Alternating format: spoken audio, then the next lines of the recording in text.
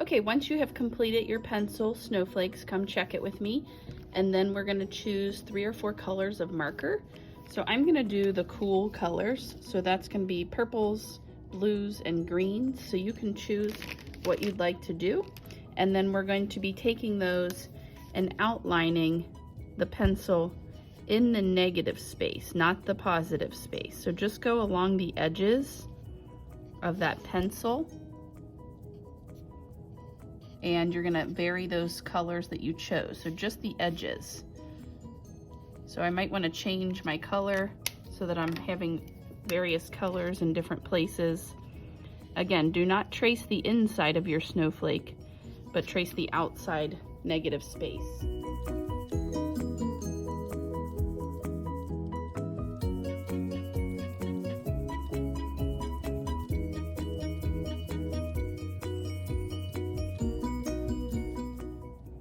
Okay, so you can see that I moved those cool colors around.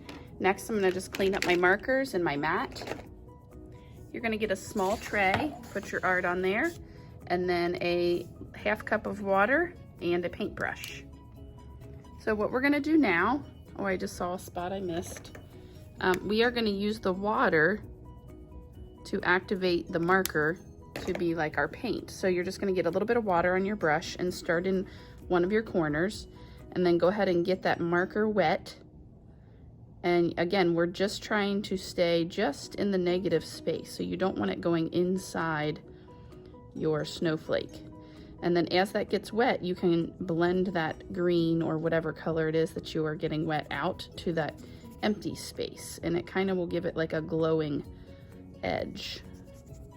So we're gonna do that around the whole page. So I would suggest doing all one color first, unless you don't care if they mix. So it just sort of depends. Now these are gonna blend anyway because they're touching, so that's okay. So you're gonna paint all the negative space using that marker edge.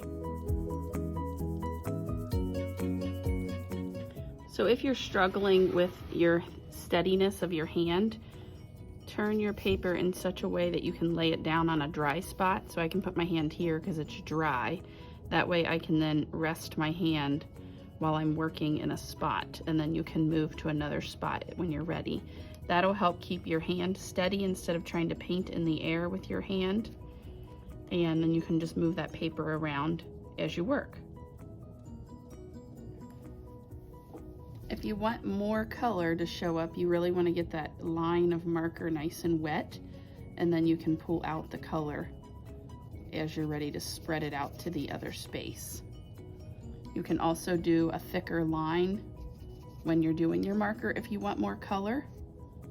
So I'm getting this line wet, and then it's ready to be pulled out from that line, and that'll help me use more of that color.